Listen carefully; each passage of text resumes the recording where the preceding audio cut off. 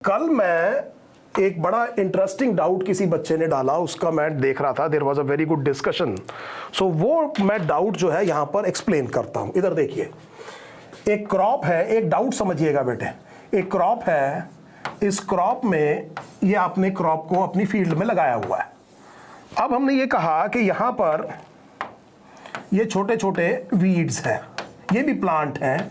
Weed उस plant को कहेंगे जिसे यहां होना नहीं चाहिए था। सो वीड ये वो है, अनडिजायरेबल है, इस लोकेशन में नहीं होना चाहिए था, ये नुकसान कर रहा है हमारी क्रॉप को। हम यहाँ पर अपनी क्रॉप को ग्रो करना चाहते हैं, यहाँ पर ये जो वीड है ये बेकार है, इसका कोई काम नहीं है।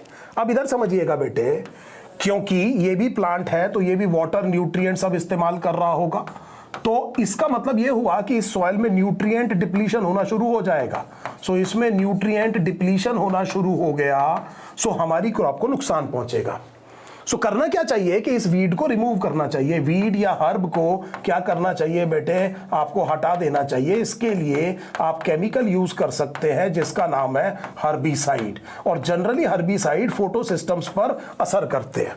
सो आपने मान लीजिए आपने यहां पर लेट अस से हर्बिसाइड आपने बेटे फेंकना शुरू किया। सो यहां पर हर्बिसाइड आपने स्प्रे किया तो उससे क्या होगा कि ये तो मर गया, ये बात ठीक है, लेकिन आप ये डिनाई नहीं कर पाएंगे कि ये भी प्लांट है, इनको भी नुकसान पहुंचेगा। सो क्या ये बात सही है? मुझे बताइए पहले, इतनी बात आपको क्लियर हो गई? पहले बताइए, आपको प्रॉब्लम समझ में आ गई बच्चे?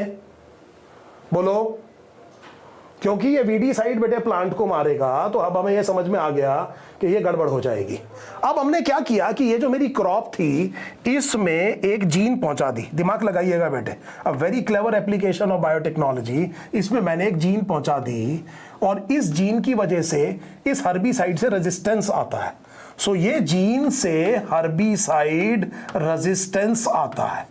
क्या मेरी बात आपको समझ में आ गई? मैंने इसको ट्रांसजेनिक क्रॉप बना दिया, जेनेटिकली मॉडिफाई कर दिया, इसके अंदर हर्बिसाइड रेजिस्टेंस आता है। क्या ये बात क्लियर है बेटे? अब इसका मतलब यह हुआ कि मैं इसके बाद ऐसी क्रॉप में जिसमें हर्बिसाइड रेजिस्टेंस है तो मुझे एक बड़ा फायदा होगा। हो क्या रहा था, शुरू में मेरे को ये हाथ से उखाड़ के बाहर फेंकने पड़ रहे थे और इसमें बहुत मैनुअल लेबर लगती थी और कोई तरीका नहीं था। सो क्योंकि मैं अगर हर्बिसाइड छिड़कता तो मेरी क्रॉप को भी नुकसान हो रहा था।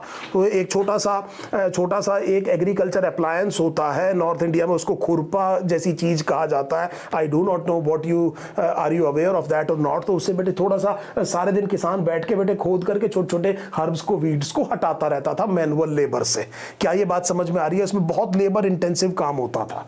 अब आपने ट्रांसजेनिक बना दिया तो आप बेटे खूब हर्बिसाइड इस्तेमाल कीजिए, अब कोई दिक्कत नहीं है, केवल ये मरेगा, ये नहीं मरेगा। सो अब आपको मैनुअल लेबर की जरूरत नहीं पड़ेगी। क्या ये बात समझ में आ गई बच्चे के नहीं आ गई? सो यहां पर हमने बेटे एक अलग तरह की एप्लीकेशन कर दी। अब की बार हमने इस प्लांट को हर्बिसाइड रेजिस्टेंट बना दिया ताकि हम खूब हर्बिसाइड इस्तेमाल कर सके। अब मुझे बार बार अपने हाथ से इनको हटा करके बाहर नहीं फेंकना पड़ेगा। सो ये एक और इंपॉर्टेंट एप्लीकेशन है। क्या ये बात आपको समझ में आ गई बच्चे?